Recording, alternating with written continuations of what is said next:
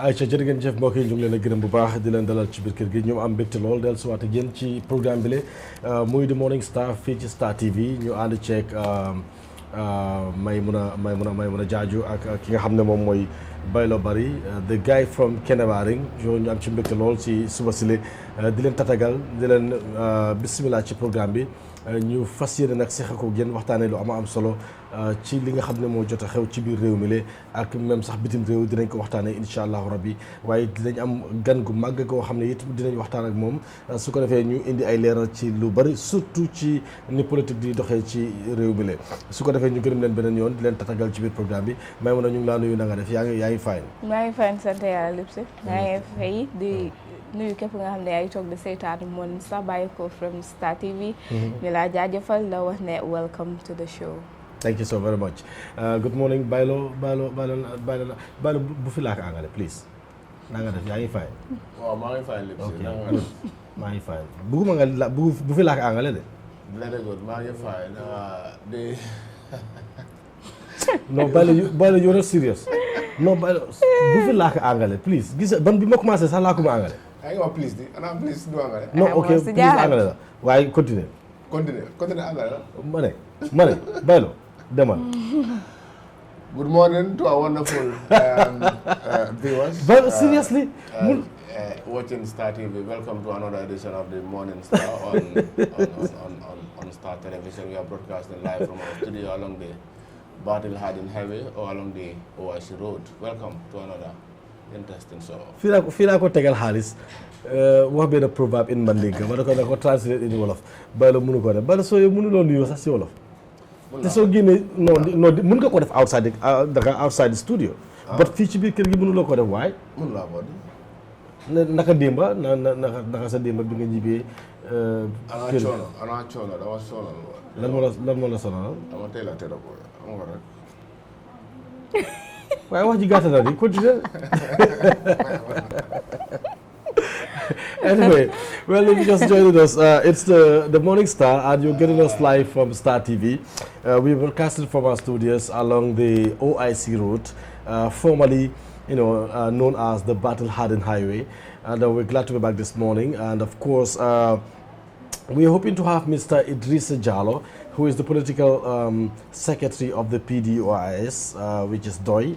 He is right now in Sweden, and then later on he will join us in this on the program to just talk to us about so many important issues politically. And of course, we're expecting to have Maria Madam to join us as well. And of course, we're going to take a look at the commodity prices, the currency exchange rate, courtesy of the Central Bank of the Gambia. And of course, the newspaper review and some of the stories that are trending on social media as well. Football, of course, because Arsenal were defeated yesterday. It was a surprise to many people. To some people, it wasn't a surprise because it means Arsenal will be going trophyless this season. Again. And again. Okay, again. They will be going trophyless this season again. So these are some of the things that we will talk about because it's important to give an update about all this. And of course, the Red Devils, the mighty United, the Theatre of Dreams, they will be playing today. Anyway, Manchester will be playing Bilbao, and these are some of the things we will talk about as well. And but we are going for a short break and then come back and give you the commodity prices and the foreign exchange rate, courtesy of the Central Bank of the Gambia. We're coming back shortly.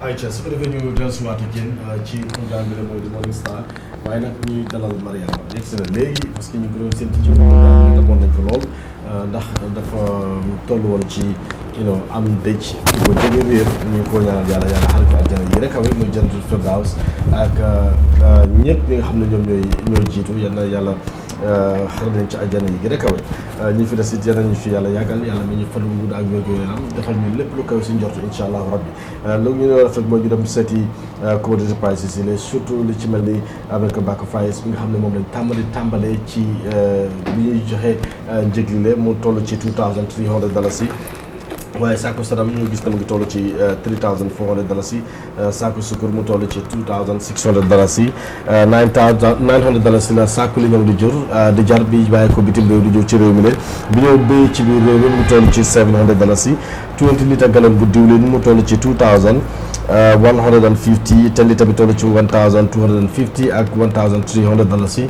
waaye ñu ngi gis na it ba tey 5 litre bi ngi toll ci $650 ak li nga xam ne moom mooy $750 20 litre gallon bu diwtiir ci $2,300 saako furiñ toll ci $2,150 pompiteer saako bi toll ci $750 tomate marita carton bi ngi toll ci $1,200 muy 2 kilo bi kon benn pot bi mu ngi toll ci $230 beef mu toll ci $450 meat and bone mu toll ci $400 chicken carton bi surtout bi nga xam ne fukki ginaar ci ne mu ngi toll ci $1,900 mooy bi nga xam ne mooy peese 1.2 benn full chicken toll ci $225 carton yi chicken legs mu toll ci $1,200 benn kilo bi toll ci $140 chicken wings mu ngi toll ci $1,300 si li ñu jot a bàyyi xel waaye ñu ngi gis ne it ba tey loolu mooy njëg li la nga xam ne moom la ñu nemmeeku ci marché yi la surtout ci tund bi la ñu toll moo di Kanifing municipality waaye ñu dem doxantu fële ca Central Bank of the Gambia seet li nga xam ne mooy currency update bi su ko defee ñu baaxee ko askan wi American dollar mu ngi toll ci 71.62 euro bi mu ngi toll ci 81.73 British pound bi mu ngi toll ci 94.48 Swiss franc bi mu ngi toll ci 86.88 Swedish krona ci 747.51 Canadian dollar mu ngi toll ci 51.99 CFA bi mu ngi toll ci 602 Norwegian krona mu ngi toll ci 625 Danish krona bi mu ngi toll ci 1088.78 Saudi riyal bi mu ngi toll ci 19.10 lii mooy currency update si nga xam ne moom lañ leen amal ci programme bi la ñu duppee ko mooy de Morinng Star ñu ci gërëm ñëpp ñi nga xam ne ñoo ànd ak ñun surtout ñi nga xam ne ñooy stream live nekk seen office yi di taxirlu di bàyyi xel programme bi bu baax a baax we're going for a break and then when we come back we'll take a look at those papers do some analysis on it please coming back shortly.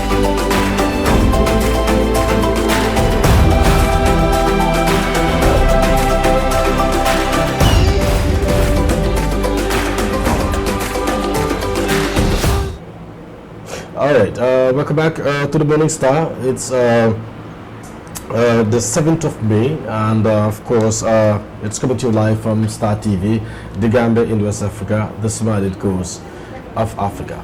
Can you smile and read the newspapers? Because it's the smiling goes.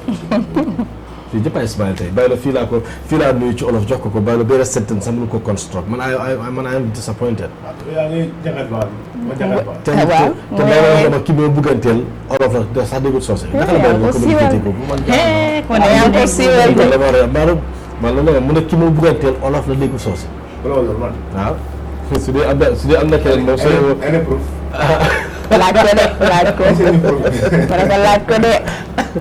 ok loolu bu wér xaaral fu mu nekk nii balaa ngaa ne du kàttan sa doom fay. loolu dama ko wax rek. nee nañu ko jaama rek.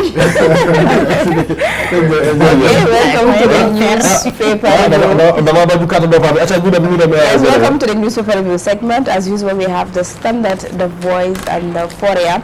So on the front page of the Standard, we have Gala vows to protest despite permit denial. We have Army inspired with former commander. We have My Fati welcomes parliamentary inquiry on Jammeh's asset. We have Gambian given 48 hours to leave US.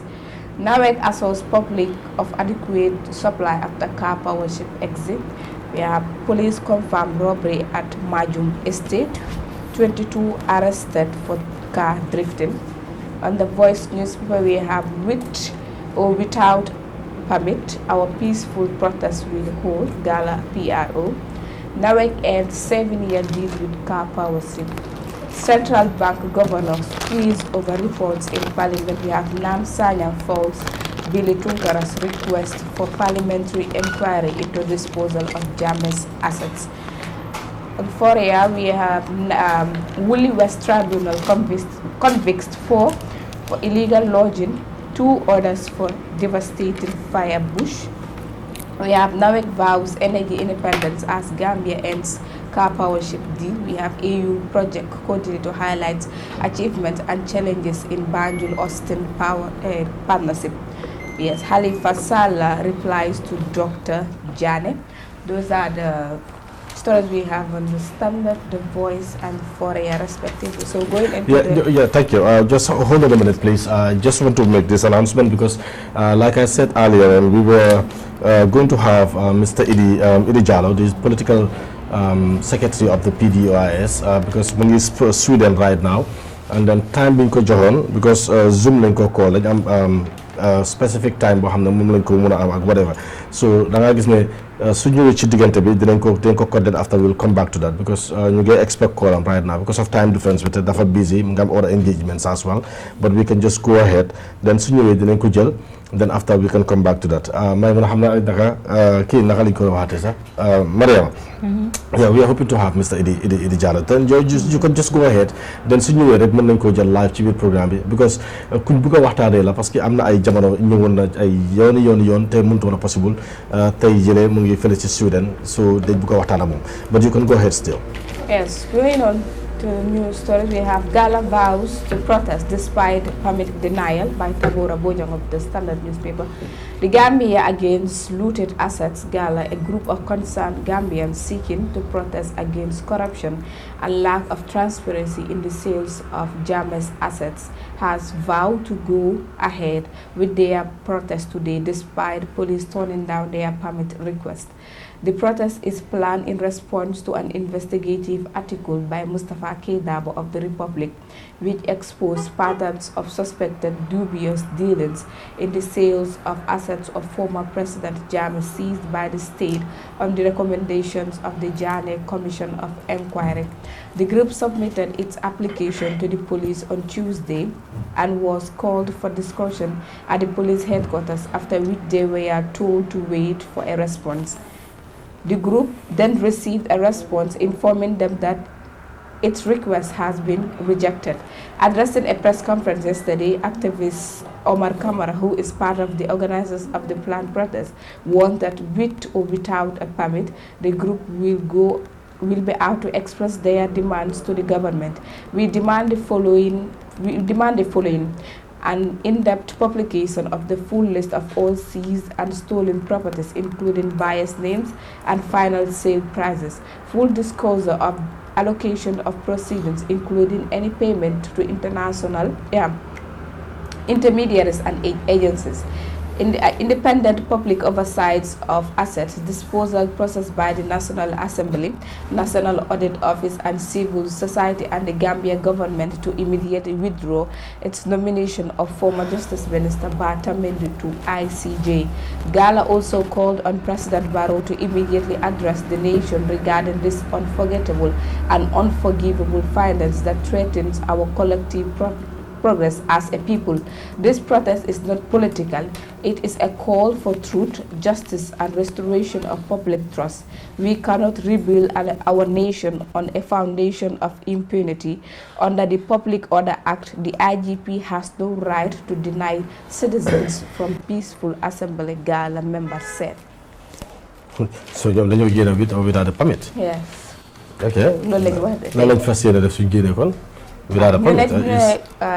It's going to be a peaceful march. We have the march from the cemetery. The Christian cemetery. Yes, going towards the Attorney General chambers in Banjul. So they are not going to use the likes of PA system or obstruct the traffic. So believe them with or without a permit. Protest be from 11 o'clock to I think 1, so in disperse.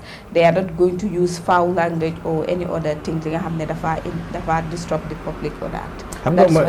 My worry is sometimes it's not you It's people that are going to join you. Because most of the time, they plan to have a peaceful demonstration. They just want to come in to use the opportunity and then do something else. And then if that happens, then obviously every blame will be put on you. You are going to be held responsible for every damage or whatsoever will happen, especially when the unfortunate happens, when there are casualties and stuff like that. So it's not always safe, so out of it and then again. But again as well, deny permit, that's another question. Exactly. And then again, because the letter from the IGP, there was no reason stipulated to say that this is the reason why we are denying you from having a peaceful demonstration. Well, maybe you might have another thought. I mean, the question everyone is asking is that why would they, even, state why they're denying them the peaceful protest, and they should not have, they should not have even, denied them at the first place. Why would they? What are they hiding, or what are they running from? Okay. So this is the question. I mean, they are Gambians. They have all the rights to go out and express how they feel. Yeah, right? 1 minute Jari, because Mr. Idi Muge call, check line for I'm not problem because I am in, but it's indicating that the host is not ready.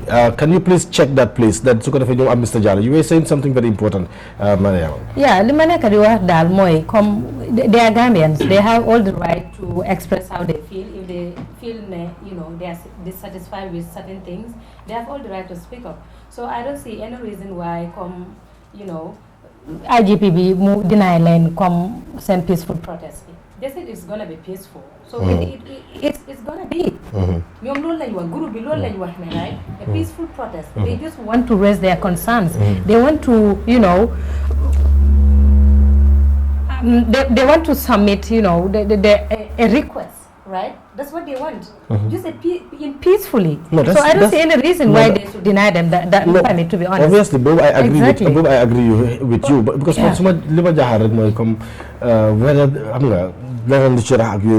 happen, and we've seen it happening in this country. Yeah, so Guru be right now, come like they are going out, they are citing the, a certain section in the 1997 Constitution that talks about, free assemble. Yeah, exactly. So this is where they are, exactly. At this point. So I just hope come like it will go as planned. They will just go, submit whatever they want to submit, talk to the media, because I know the media, even our guys are already there. Exactly. Talk to the media, raise their concerns, and then they go back to their, respective I hope places. It'll be peaceful at the end of the day. But do you have a say on this? Because yes, of course, but you started the Bangadugal status here, and then you were so particular about this thing.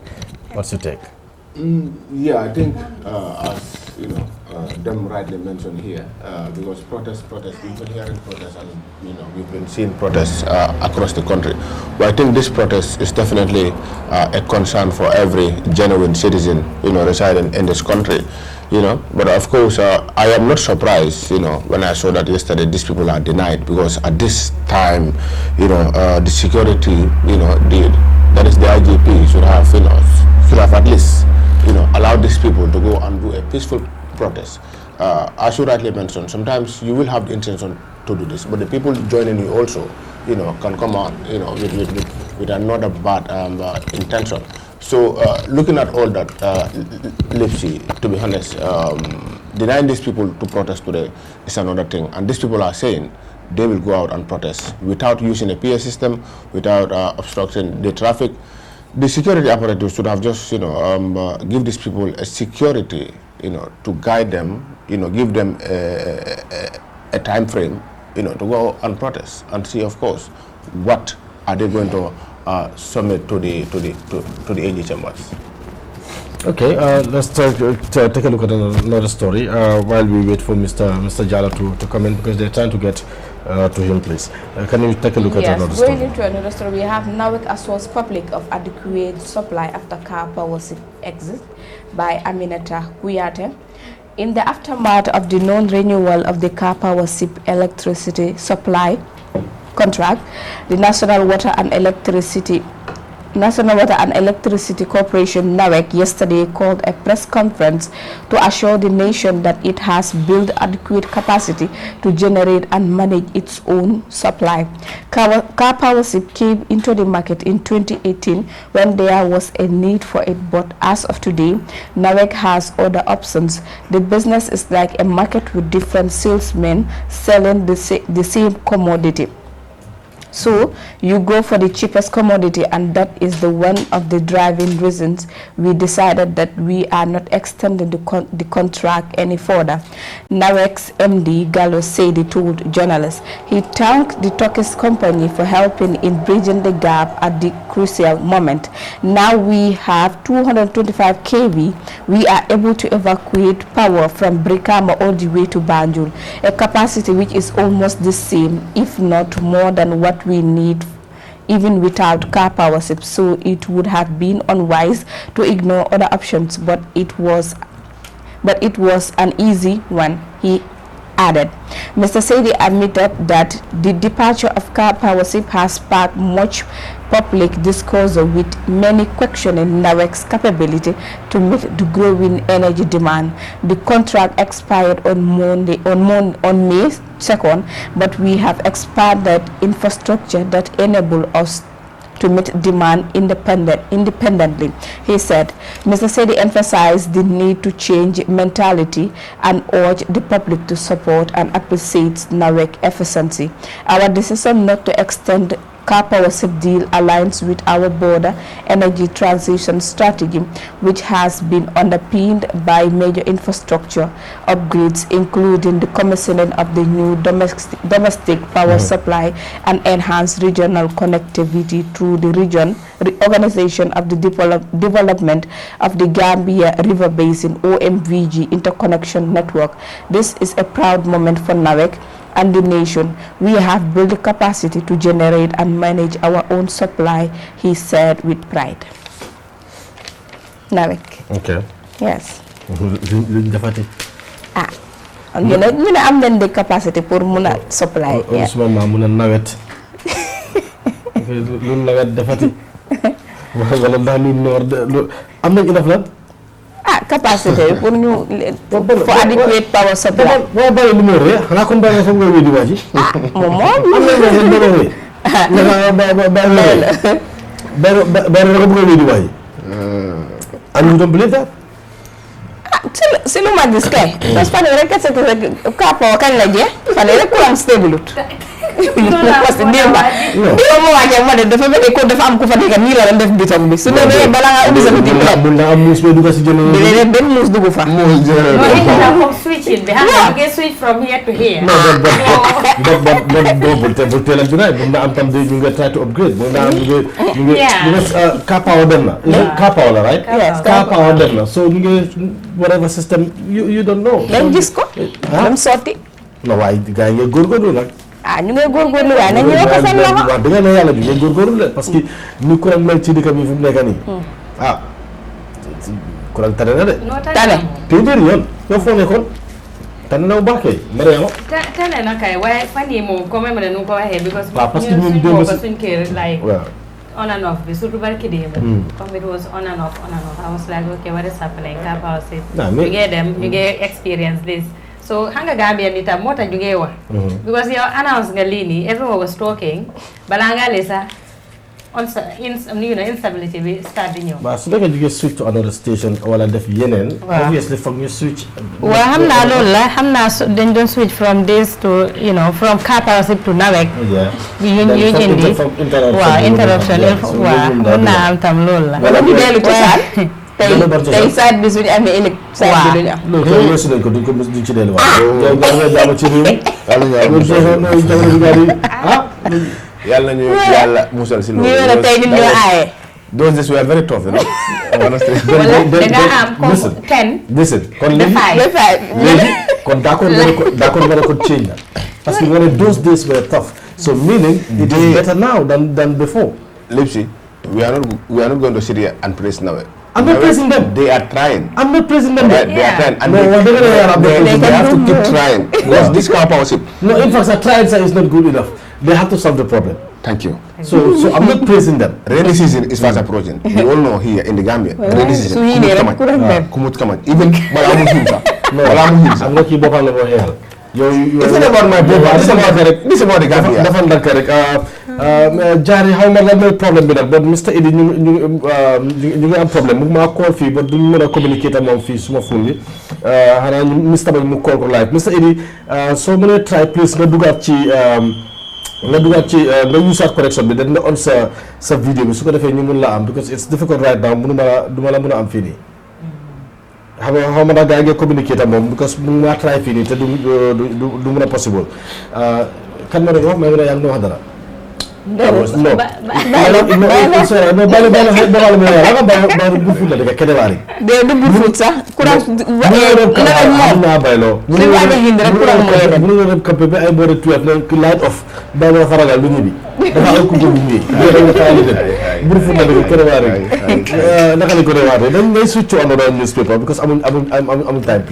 Yes, great. This one is the Voice newspaper which says Nam Sanyang falls Billy Tunkara's request for parliamentary inquiry into disposal of Jammeh's assets by Malang Ndabo and Dauda M. Jallo. The National Assembly member for Latrikunda Sabigi constituency, Yahya Menteng Sanyang, has described the House Majority Leader Billy G. Tunkara's request for parliamentary inquiry into the disposal of Jammeh's assets as deceitful, ill-intended and unreal and a cover-up.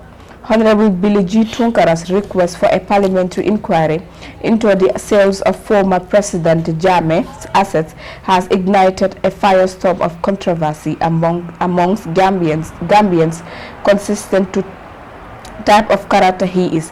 While ostensibly firm as a pursuant of transparency and accountability, a closer examination reveals a narrative riddled with coincidences, questionable motives, and a distinct air of a calculated cover-up by Honorable Tunkara.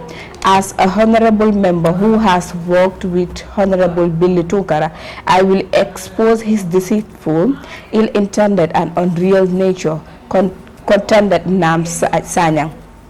Billy Tunkara announced on Tuesday that he has sent a request to the office of the clerk of the National Assembly for an inquiry into the sales of the former dictator's assets to ensure the sales were done within the ambit of the law and in the best interest of the Gambians. He, Tunkara, falsely and hypocritically wants to champion the need of transparency. However, knowing the type of character Billy Tunkara is, who constantly block all progressive bills and parliamentary inquiry, means his face of righteous indignation under his fake intention will crumble under scrutiny, because Gambians are demanding an unconstitutional release of the full list of all buyers of the assets. Honorable Billy's motive is just to bring a delay tactics to this demand, argued Mr. Sanyang. He maintained that the timing of Billy's request as rising suspicious of his motives. He spent over 8 years in the parliament, and years has passed since the initial sales, during which numerous reports and investigations have been conducted. Existing mechanisms such as the Janneh Commission has already provided extensive documentation on the assets and their disposals. And this Honorable Billy, anytime one asks parliamentary questions about these assets from the minister, he will block those questions on a point of order. There is sudden urgency for a parliamentary inquiry appears less about unconveying new information, and it's more about creating a platform for political maneuveration and deceit, he added. Okay. Billy, I'm not the one. Yes, madam, maybe dafa am motives behind it. So am na lu ñuul ci saw mi. Ma bëgg wax ne dégg fii laa ñëw nuyu ko ci olof bunta construct benn sentence te ma ay yàlla ñu ci yàlla musal bu la njëkk a wax bii bu ñëwaat ne am na luy ñuul diggante am na luy ñuul ak sow bi sax daf koy waaj am na luy ñuul ci saw bi man Mariama dama ko jël classes gis nga maa ngi wax rek Mariama xam ne nekk na fi woon gis nga wallahi liste bi su génnee yuuxu dina jógee foo ko fogeewul. na génne nag. yeah because man démbaa tey rek dégg naa ci ñeneen ñoo xam ne ni dañ ci laale. ñoo xam ne ni kenn waxamul seen affaire. so liste bi su génnee yuuxu dina jógee foo ko fogeewul. I think even Modou Touré Dabo moom bokk na si but moom dafa génn mu ne bu mu doon jënd bagage yi waxuñ ko ne bagage yi yaay jàmbal. ok dañ ko wax ne nguur baa ko moom. nguur baa ko moom. waaw ok. mbaa keneen du ñëw tam ne man ki ma ko jaay sax daf ma ne tubaabam mbay ko yónnee. moo ma si jaar. ok but anyway. that should be it anyway. In connection to this, yes. In connection to this, my party also welcomes the parliamentary inquiry on Jammeh's assets. So, okay. Parliament bi dañ ko waroon def su lu yàgg sax. No, like Mansa, I don't see any reason why Sanyang me, you are a National Assembly member. People expected you guys, especially you are part of the opposition, to come up with this. But is, you know, village tungkara minga hamantene NPP living la, parliamentarian la. Momo nyeweli, and then you are faulting him. Exactly. Even though su fekkee ne sax comme am na lu ñuul si soow mi sax but ñun what we care about is National Assembly members coming out telling us ne we are taking these steps in order to, you know, pour génne liste bi. But as a National Assembly member, your colleague comes up with this and then you are out here telling people what? moo tax ma ne la dafa am lu ñu wax. Yes. moo tax ma ne la no seriously. xam nga démb needed pour ñu demaat back to those details but démb so mën a remember baylo happen na fi am na lu ñu wax ma ne la loolu dafa tey xel am na loo xam ne dafa tey xel surtout si jamono bu ñu toll nii. am na ko xam ne ñu ngi expect ne kii si boppam sax dafa waroon a génn pour leeral. so su dee yow leeraluloo keneen gën a di leeral. nga am na lu tax. bu dee dafa am lu tax sax bàyyi ko nga def finance moo tax daal yëf yi yuuxu dina jógee fi ñu ko foogee. Yesterday I was watching an interview former finance minister Amadou Sane. He denied. Yes, he denied it vehemently that during his tenure nothing was sold. When he was at the cabinet, when he was the Minister for Finance, nothing was, none of these Jammeh's assets were sold under his tenure. This is what he said yesterday clearly.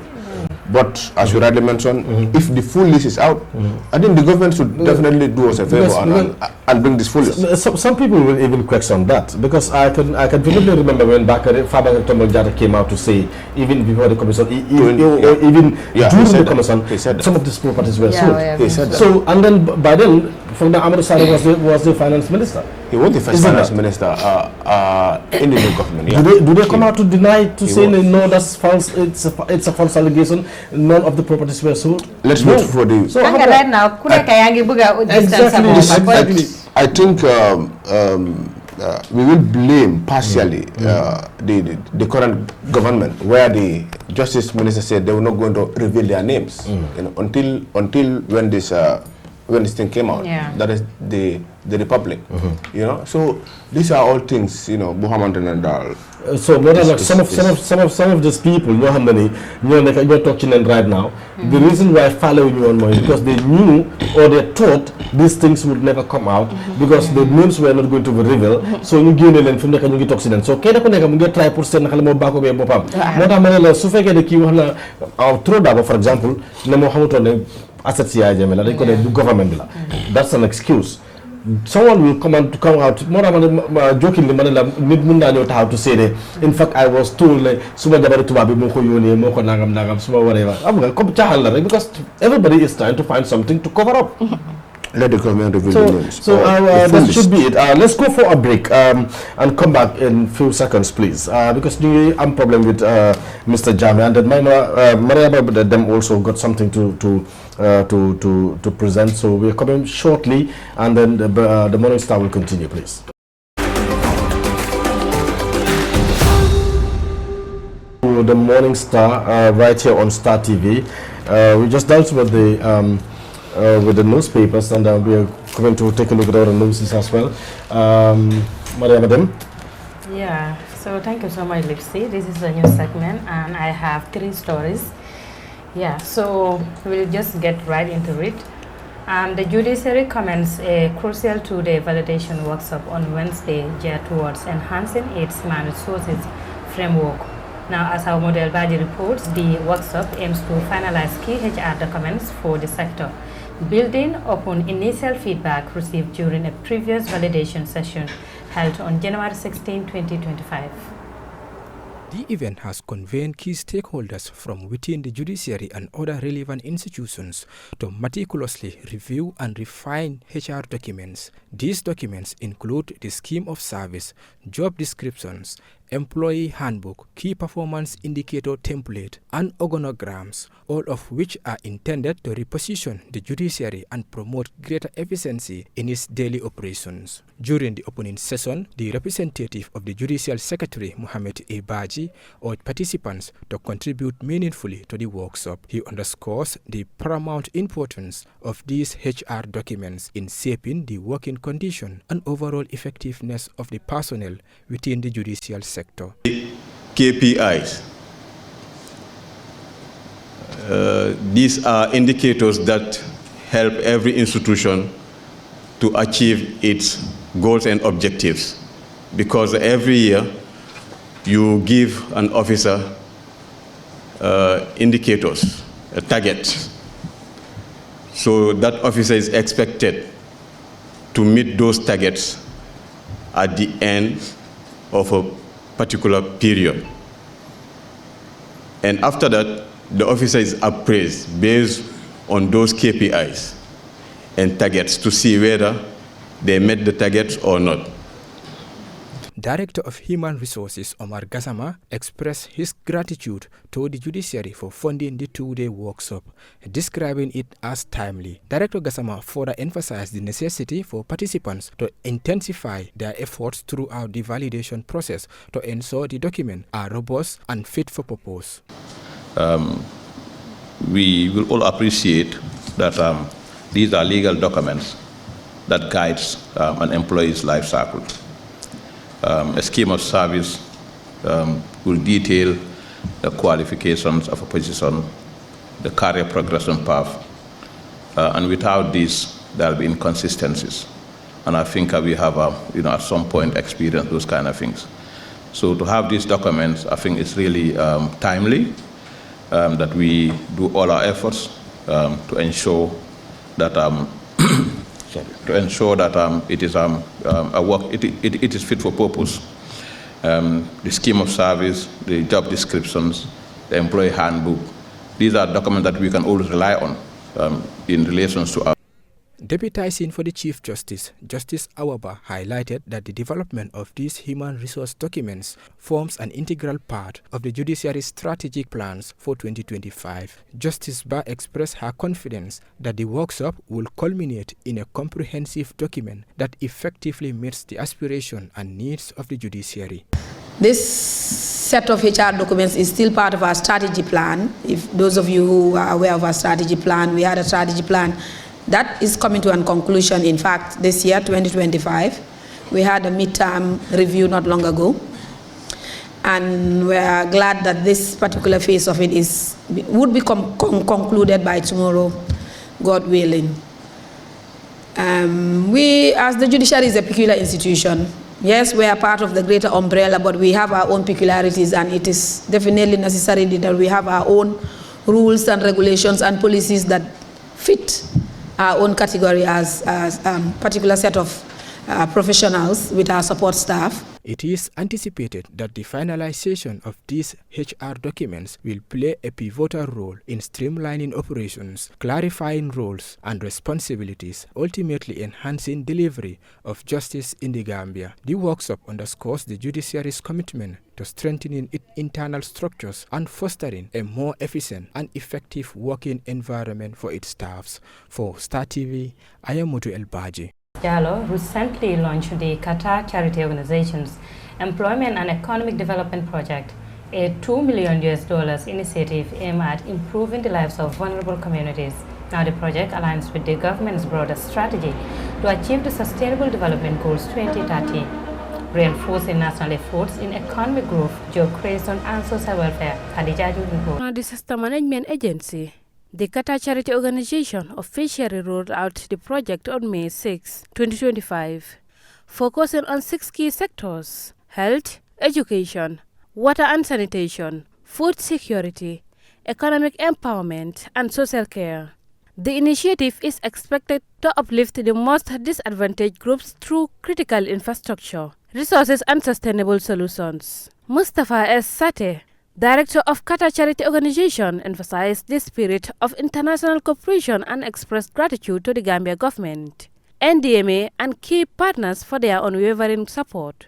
The project will deliver essential equipment across 2 phases, including 1,200 blood pressure monitors, 2,900 individual water purification devices, 300 family water purification units, 1,000 school chairs and tables, 200 sewing machines, 900 solar-powered light bulbs, 900 kitchen utensils set, 100 electronic wheelchairs, 600 manual wheelchairs, and 200 relief tents. Speaking at the event, National Disaster Management Agency Executive Director Sanat Dahaba described the launch as a historic milestone, solidifying the long-standing partnership between Qatar Charity and the Gambia. He highlighted how the collaboration has strengthened humanitarian response efforts, particularly in delivering aid to disaster-affected communities. Collaborative effort highlights our shared commitment to alleviating suffering and enhancing resilience among vulnerable communities.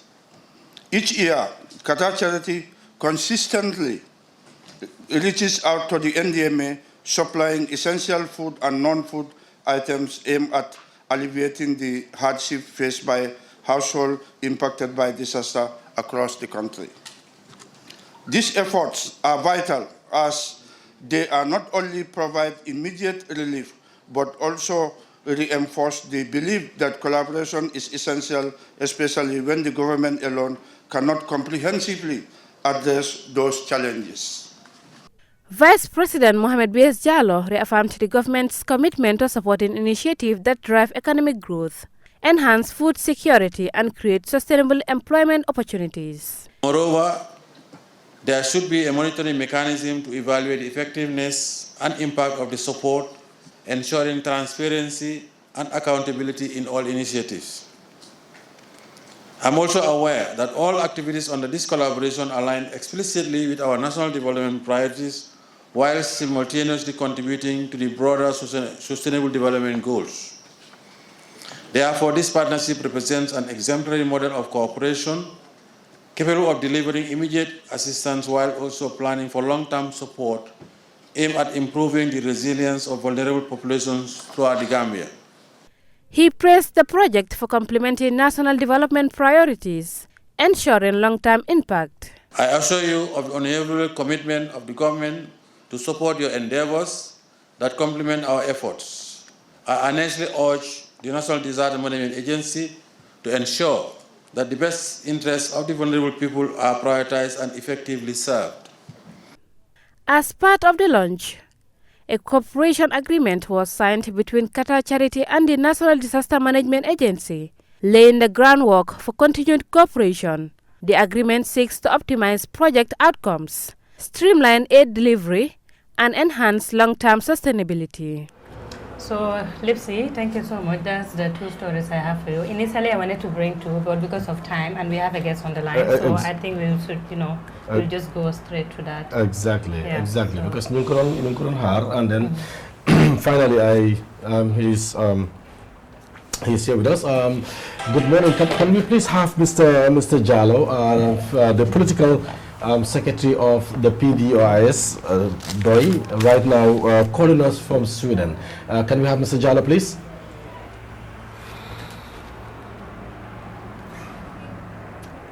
Hello, good morning, Mr. Jallow. Good morning. Mun ngeen ñoo jox volume please control room parce que monsieur nekkuñ di dégg nekkuñ di dégg Mr. Jallow please. Mr. Jallow ñu ngi laa nuyu. ñu ngi leen a fay.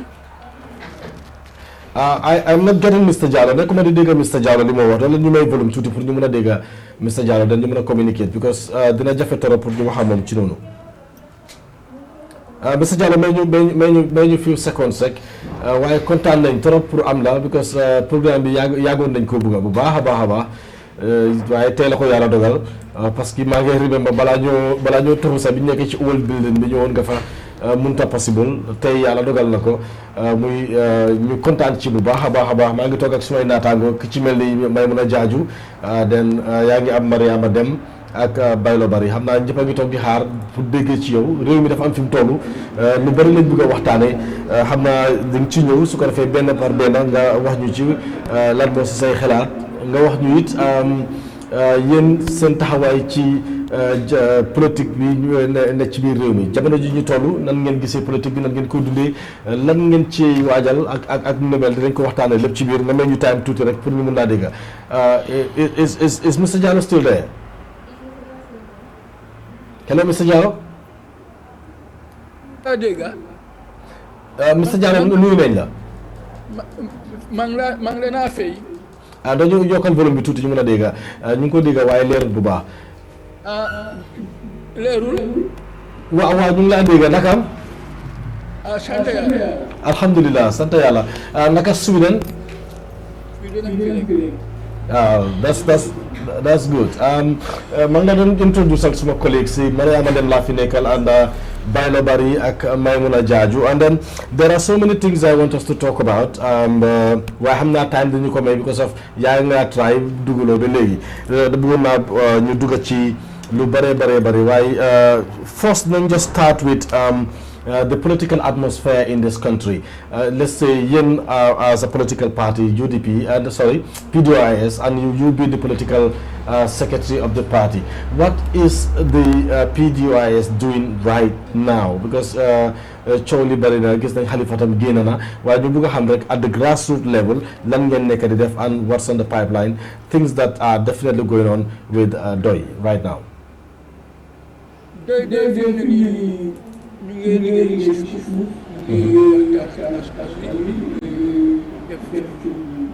def législation consultation ci momentum bi 2026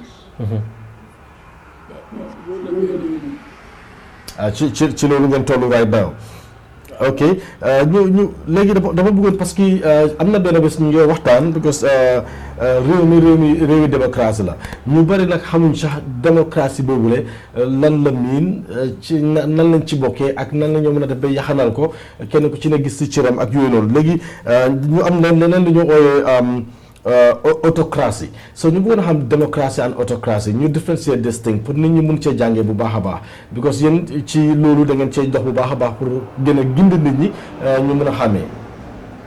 waaw xam nga démocratie mooy yoon bi nga xam ne doomi réew yëpp dañ cee bokk seen kàddu seen xalaat seen di jëf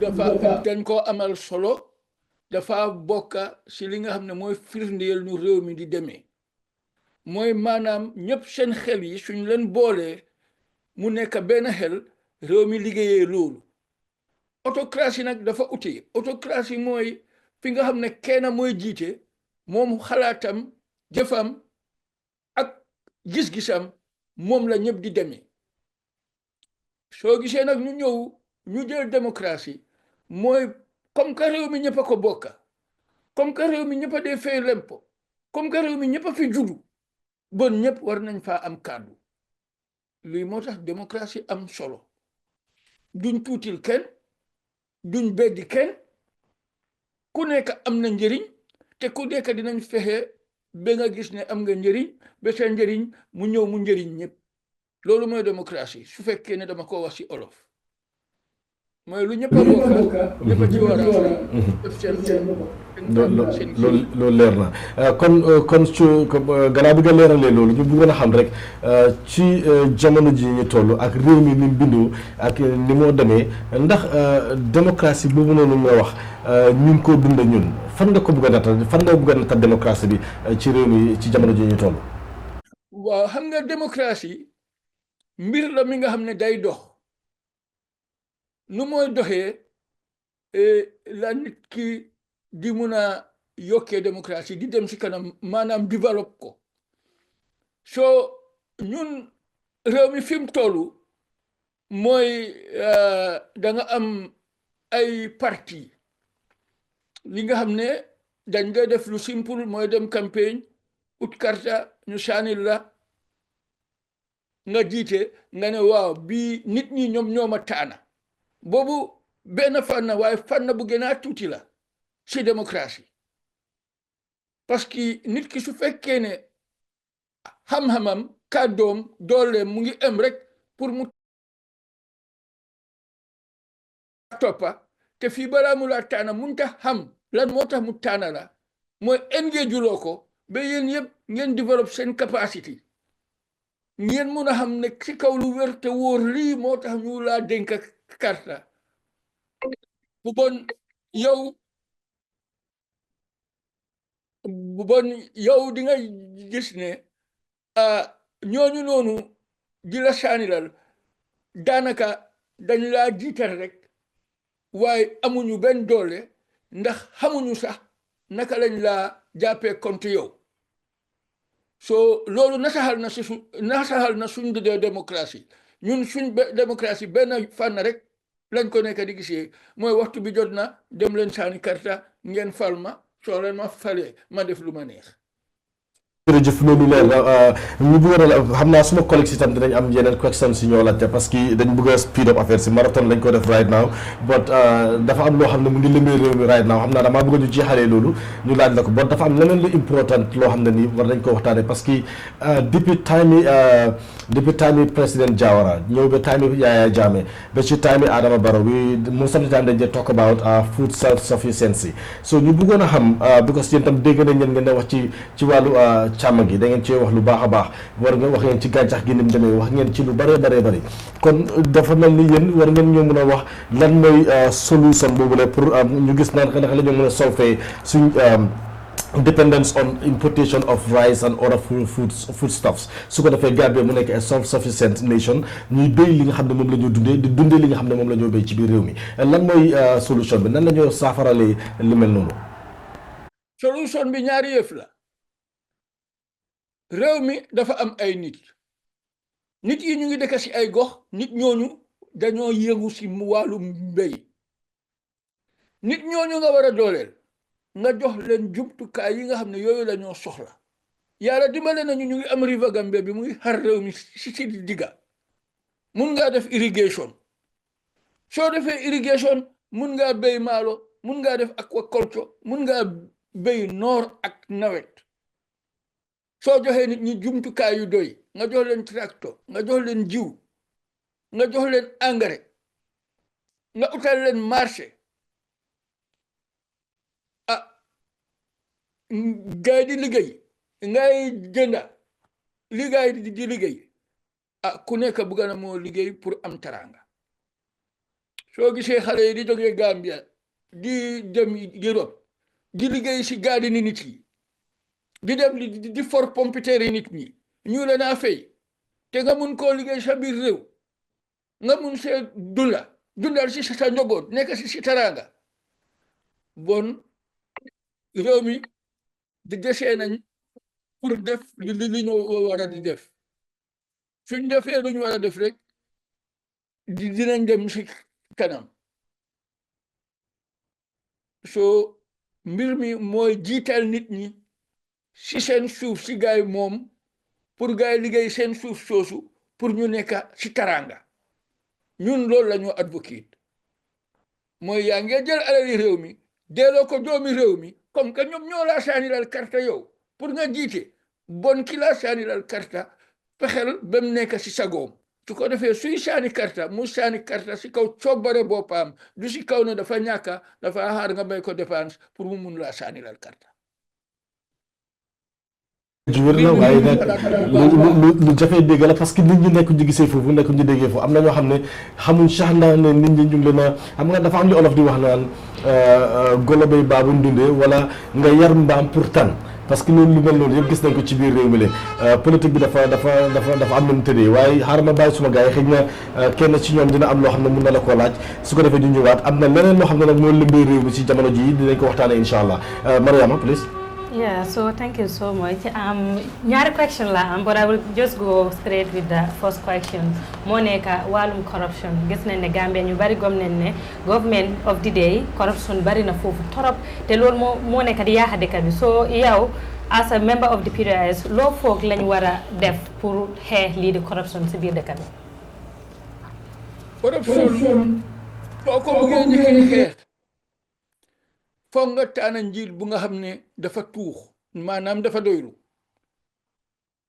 maanaam njëlbeen bi mooy feewut pour président bi nga xam ne dañ la votal karta ngay receive lu demee ni $500,000 nga am noos bi xëy suba di dem di liggéey duy wàcca lu muy $5,000 kooku starvation wages nga ko nekk di jox tur la mu ngi liggéey su wàccee amul njëgi saaku maalo su jëndee saaku maalo 2,500 mu desee 2,500 bu dem mu fay luwaas 2,500 jeex na maalo bi ana lu koo baxal ana luy tooga soos bi ana doomam yi lu ñoo lekka ana naka la ñoo demee lopitaan suñ feebaree yooyu yëpp dafa indi questions so problème bi mooy leadership problème la Gambia am ki ngeen a jiital bum leen woon buge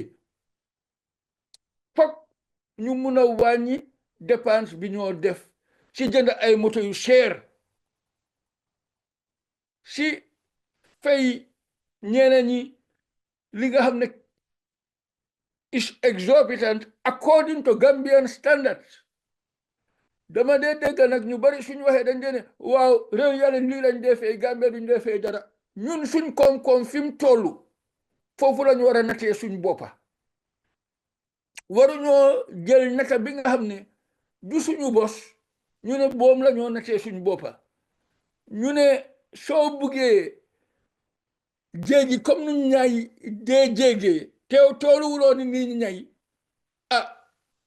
sa tànka yi ñooy dema rek waaye doo mun a àgga foofu soo lu nekk dafa am beginning lu nekk dafa am basis Gambia dafa need a rethink Gambia dafa need ñu am leaders yi nga xam ne pare nañoo farlu pour Gambia commencé because Gambia commencé gul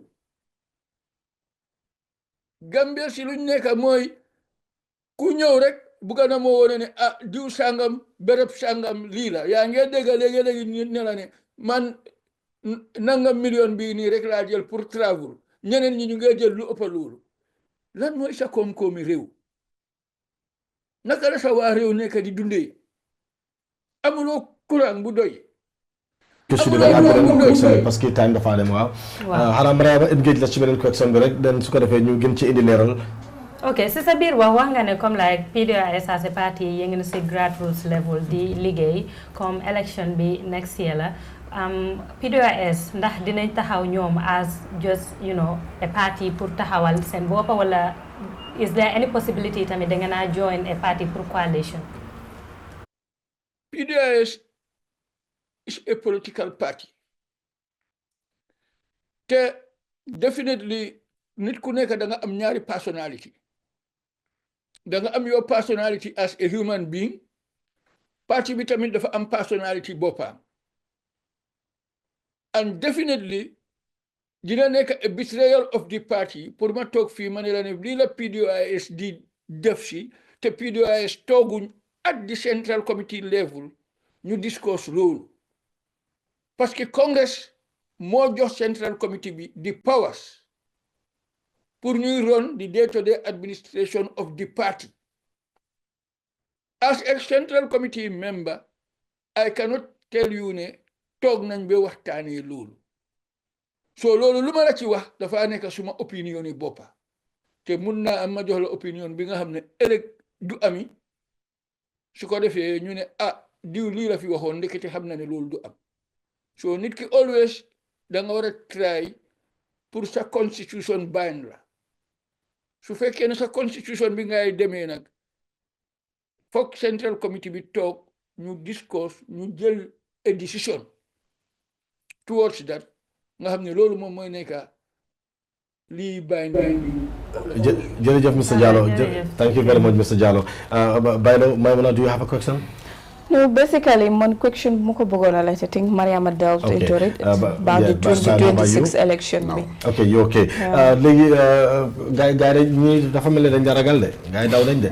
But dafa am lo xamne mo lëmé réew mi right now. Xamna da fi nga tok ci Sweden du just dégg nga ko te xam nga li ci ne manam de sales yi nga xamne mo lañ def assets former president Jammeh ba pare am na kurel go xamne sax jóg nañ bëgg ñaxtu binda de IGP ñu deny sen permit bi ne dañ leen jox permit tey ñoom ñoo fas yéene génn ndax dañ ne with permit or without permit dañoo génn ñu ñaxtu su ko defee ñu génne li nga xam ne moom seen dënn bi dinañ ko génne ay bind leen ay téere yoo xam ne bind nañ ko xaatim ko ñu jox ko nguur gi su ko defee ñoom ñu tontu leen ci kàddu yooyu rek nga xam ne moom lañ xaatim ci téere googu waaye balaa ñoo ñëw ci loolu nan nga ban jàngat nga ci def ak lan nga ci jot a bàyyi xel ndax bett na la am bettu la lépp ci biir ci seel si nga xam ne moom lañ def mooy asset si former président Jammeh bi lan mooy sa xalaat yow. waaw suma xalaat bi lu am la ñoom ñëw nañ amee nañ nguur. bi ñu amee nguur Jammeh dem na bi Jammeh demee bàyyi na fi ay bagaasam ban nangu too la gaay nangu too woon fii balaa Jammeh di fi bàyyi bagaasam loolu lu ñu war a laajte la because Jammeh demeewut noonu bi moo dem am na agreement yum sign agreement yooyu noonu lan lañ wax are they binding or are they not binding dañ waxoon ne dañoo aar asset sami ndax waxuñu woon ne dañoo aar asset sami nga jógee foofu ñëw nañ ñu am di jaane commission bi seet na mbir yi mu def recommendation sam mu ngi amee asset sam asset yooyu noonu ñëw nañ ñu dégg ne dañ ko jaay biñ ko jaay si bunti luwaa lañ ko jaay ndax du si bunti luwaa lañ ko jaay foog ñu seet process bi su fekkee ne si bunti luwaa lañ ko jaay ban bunta si loolu la gaay wéeru ñan ñoo approve pour ñu jaay ko nga soog a ñëw nag si kan moo ko jënda ki ko jënda ki ndax dafa am a conflict of interest bugga na asset si even though moom moo nekk di manage o moom moo nekk di sit si commission bi o ndax daf ko jaay a neutral person pour réew mi am ci optimum benefit yooyu yëpp lu ñu war a laajte la léegi liñ jaay tamit alal bi fan lañ ko dugal ci ban projet lañ ko dugal parce que soo ne Jammeh dafa sàcca lii jël na lii jaay na lii jaay nga li nga jaay li yëpp ñaata la waaw comme que jaay nga lii la lii nga si am ana foo ko dugal ana lum nekk di jur so there are many questions yi nit ki war a laajte fii balaa ngay jump into conclusions so mbir moomu mbir mi nga xam ne la ñi ngi jóg di ko toppa war nañ koo toppa bañ ci gis lu leer xëj na dañ juum tuuti si seen approach parce que yeneen yi soo koo def jarul ngay confront nit ki ñoom ñoo indi commission of inquiry ñoom ñoo indi ne bagage yi nii jaay nañ som te xamuñ fan la jaar démonstrate ñi di dem di démonstrate aussi liñ waroon a def man si lu ma yaakaar because xalaat la rek nit ku nekk ak ni nga approché mooy mënoon nañoo bind IGP ba tey seek for permit wante permit bi ñu indicate fa ne ñu ngi stand by the legitimate government of the Gambia pour toppa assets yooyu bañ xam naka la duggee xam nga loolu soo ko defee rek da nga disarm government bi because duñu la wax ne non bul ñu support even though yoo xam nga ne yow objectif ndax loolu after bi nga dinaay la Mr. Jallow ndax after bi ñu leen dinaayee ba pare si ngay wax ne war nañoo mën a def loolu ndax da nga sukkandiku ci ne loolu la ñu waroon a njëkk a def.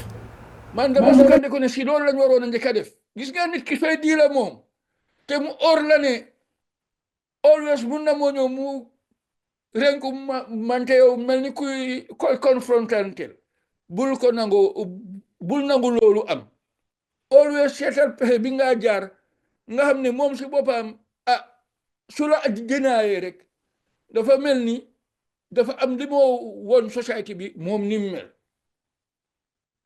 li gars yi di def baax na de waaye man dama foog ne daa is another approach bi doon di xam ne moom moo doon di gën a def ñu mun a achieve loolu fekk coono bi ñu ci fekk yëpp ba ñu leen a dinaay ay pamita yooyu yëpp dina doon naxari torop pour loolu mun a am jërëjëf.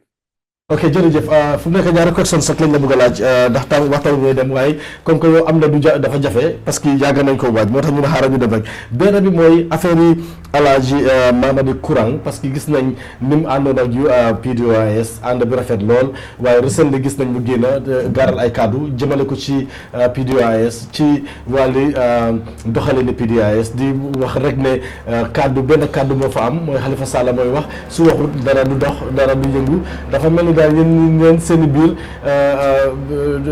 comme yëfi démocratie bi ñu daan wax ak yooyu noonu ak nekku fa daal ko nit ña koy xelaatee ne moom Halifa mooy def mooy dindi su deful kenn du def te amul kenn ku fa am kàddu yéen ñëpp da ngeen ne teg di ko xaar su yëngatu daal dal lu yëngu lan ngay tontu ci loolu. man li ma ci mën a tontu mooy parti boo gis ay nit a ko sos ay nit ñooñu dafa am li nga xam ne loolu moom mooy wone ni gaay di doxalee mooy dañ am a party constitution bi biir doy li mu wone mooy it's collective responsibility la central committee bi ñoom ñoo responsible for the day-to-day management of the party Mamadi Courang nag duma mun a dem ci waxam lool te moom ak Halifa liñ daagee sax duma ci mun a dem lool parce que nit ku nekk ci biir waxtaan wax naa la ko fi nit ku nekk da nga am ñaar da nga am sa boppa nga am parti bi boppaam Mamadi Courang bi moo dem di waxut ak central committee bi taaguwut central committee bi discussut ak central committee bi so man loolu dama ko jàppee as something unofficial Halifa it bi mu demee di waxtaana moom taaguwut central committee bi waxtaanut ak central committee bi diisoowut ak central committee bi so man loolu it dama ko jàppee as something unofficial so li nga xam ne nag is unofficial te man ma nekk an official of the party duma ci mun a wax ba su ñëwee mu fekk ñu ci central committee bi mu nekk an official discourse then li ma ci wax rek dafa nekk an informed. Baax na Mr. Jallow léegi the final one please parce que during last election bi nomination si di happen fii ci suñu dëkkandoor yi fii muy IEC gis nañ Mr. Halifa Sallah bi mu ñëwee pour submit documents ami bokk na ci li mu wax li marqué réew mi yëpp ñëpp di ko waxtaanee bés boobu mooy ne moom he have reached his the pinnacle of his political career and this would be his last pour mu taxaw ak yooyu noonu te after loolu gis nañ ko mu doomaat sur diir bu yàgga ba fan yi ñu commencé di ko gisaat ndax PDOIS ñu ngi consider pour ba tey rek jël li nga xam ne mooy lenge yi jox ko Halifa Sallah ndax Halifa Sallah dafa seeti leneen ndax keneen ngeen am pour indi ko yooyu lan mooy leadership lifin bi nekk biir PDOIS right now because ni Halifa la du Halifa kan la waxoon na ne bàyyi na mu ngi ñëwaat nekkul into active politics waaye gis nañ ko recently mu nekk ci télé yi wala sax si rajo yi lan moo xew noonu. Wow. According to the constitution of the party, Article 91, Mune, presidential candidate will be chosen through primaries held in each administrative area. The person who receives the highest number of votes cast by the members in the various administrative areas will be the party's presidential candidate. Candidates for National Assembly elections will be determined by the members in each constituency in consultation with members of the Central Committee. Lii lañu suñ constitution bi wax and the constitution is the supreme document of the party at the party level. So it's not for me or anyone pour mu ne kii mooy nekk presidential candidate. Then dinañ bitire constitution bi. Ñun bi Halifa Sallah di nekk presidential candidate 2016 dañ conduct a nationwide primary. Dañ dem to every region and nit ñi ñoo ko select out of the many. So suñu waree dem 2026 pour tànn a presidential candidate loolu the same thing lañu war a def te loolu la ñoo def. So bu kenn toog di wax naan ne ñun we are a party of rules. nekkul ne ni dafa jóg rek arbitrarily lu mu xalaat ci boppam bi rek mu def ko fekka loi bi joxut ñu ko.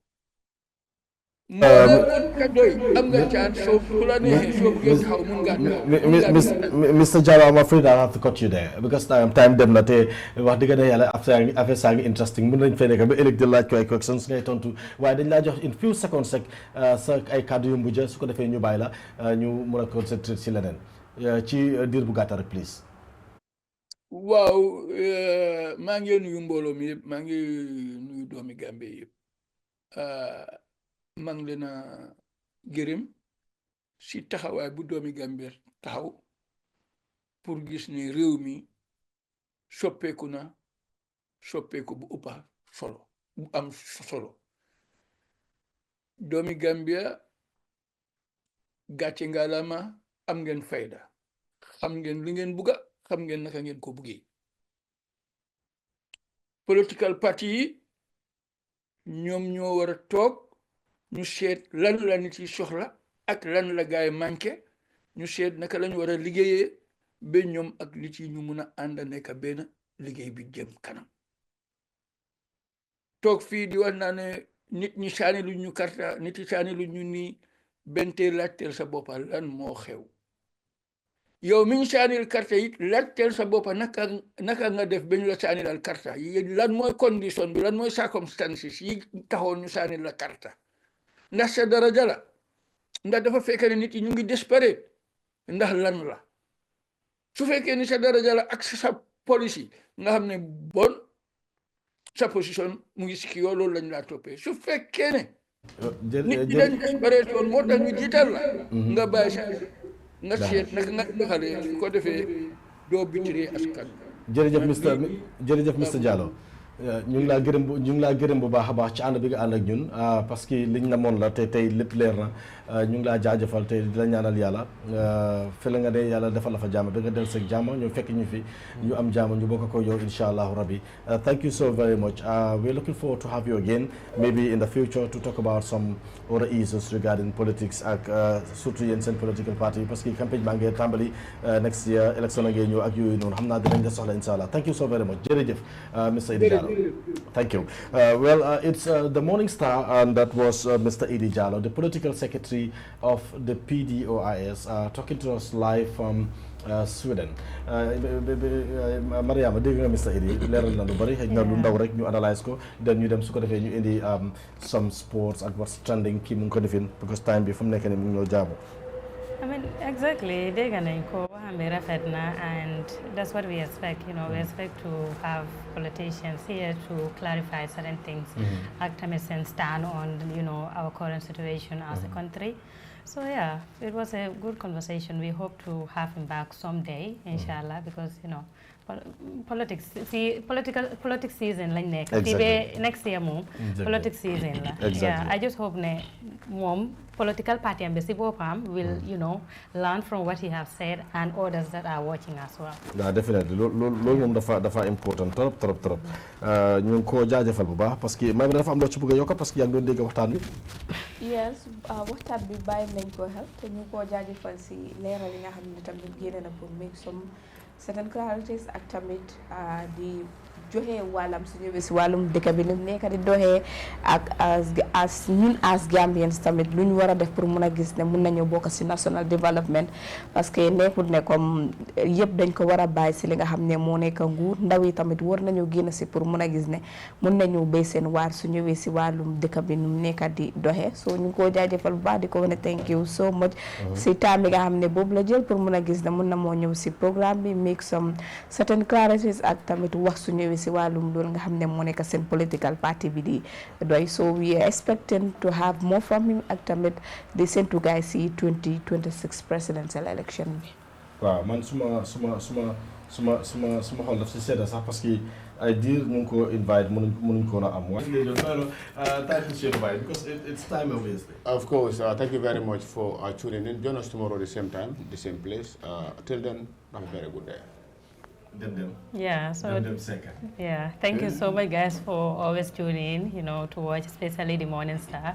I know it's early morning why you bari den day, dot sen nelaw yi pour rek muna setan Morinng Star bi, so we are saying a big thank you.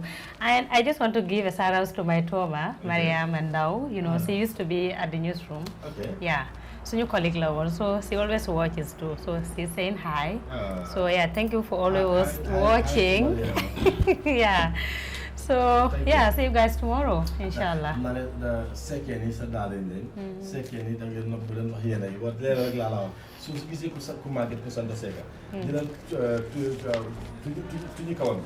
You can go to Ambunica.